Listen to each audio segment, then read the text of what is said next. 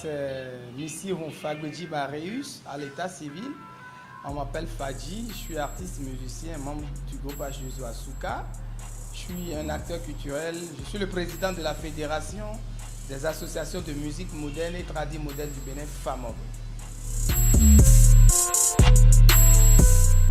La culture, si on doit présenter l'état de la culture, nous devons la présenter sous deux formes. Comment allait la culture avant l'arrivée du nouveau régime et comment va la culture depuis l'arrivée du nouveau régime. Je peux dire que depuis un an, à l'installation du gouvernement de la rupture, la culture de mon pays va très mal, va très mal. Parce que nous avons 14 mois d'inactivité, nous avons 14 mois de gouvernance culturelle où il n'y a pratiquement pas d'activité, pratiquement pas de festival, pratiquement pas de concert, pratiquement pas de sortie d'album, pratiquement pas de création. Donc aujourd'hui, je peux vous dire que on n'évolue pas, on n'avance pas et on stagne. Et, à défaut d'évoluer, à défaut même de stagner, on recule.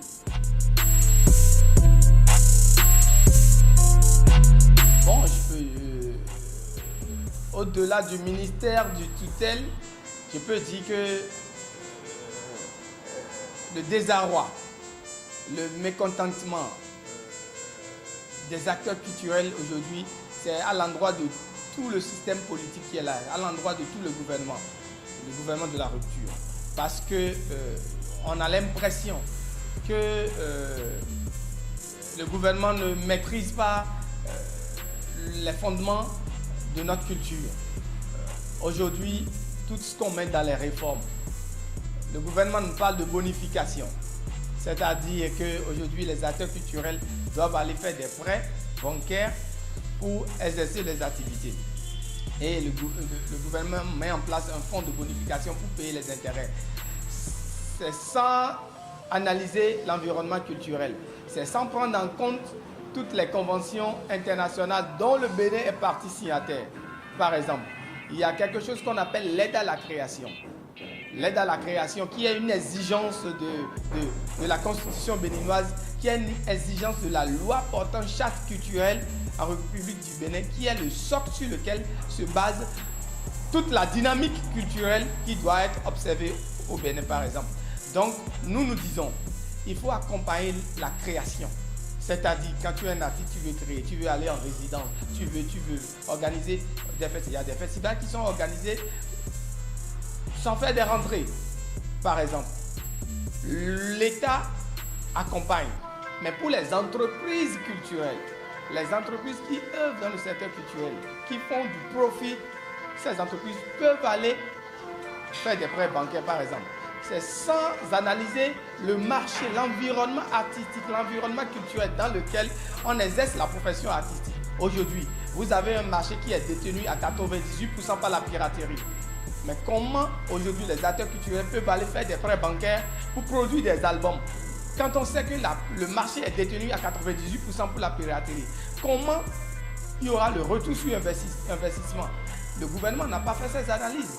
Donc nous disons qu'il y a beaucoup de choses à faire, qu'il y a beaucoup de choses à reprocher, à reprendre dans le programme, dans la gouvernance culturelle actuelle de notre pays.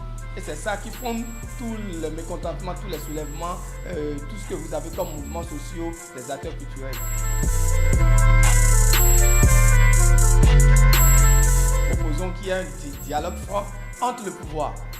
Aujourd'hui, nous remarquons que la question dépasse le ministre de la Culture. Parce qu'on était en réunion. Par exemple, tout à l'heure, on lui a dit, c'est clair, maintenant il faut que nous on veut rencontrer le chef de l'État, on va lui expliquer. Il a sa vision, on ne peut pas lui refuser ça, il a sa vision. Mais est-ce que sa vision s'adapte à la réalité culturelle du Bénin? Est-ce que sa vision permet à la culture béninoise de développer? Est-ce que sa réalité permet à ce qu'on laisse quelque chose de très fort aux générations futures?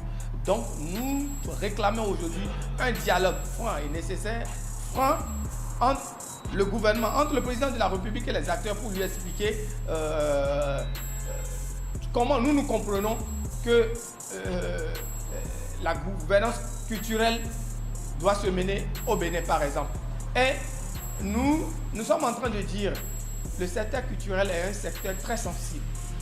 C'est le secteur que toutes les politiques au monde ménagent. Aujourd'hui, c'est un secteur, même quand ça va mal dans le pays, quand le secteur culturel ne se mêle pas, on ne sent pas. Mais aujourd'hui, nous sommes en train de franchir la ligne rouge. Nous sommes en train de franchir la ligne rouge. Et vous savez, les acteurs culturels, les artistes, les créateurs d'œuvres de l'esprit que nous sommes, nous n'avons pas meilleure âme que nos micros. Nous n'avons pas meilleure âme que nos tableaux. Nous n'avons pas meilleure âme que nos voix. Et nous souhaitons que nous n'irons pas jusqu'à cette limite. Parce qu'aujourd'hui, on en a ras-le-bol. Chez les magistrats, on ne prend pas n'importe qui. Il faut un magistrat pour être ministre de la Justice. Désormais, dans le secteur de la culture, des arts et de la culture, il faut que ça soit un professionnel de la culture pour être aux commandes de la culture, pour qu'on évite de tourner en rond. Merci. Peace. Radio Waka Waka, la première web radio panafricaine d'infos et de divertissement.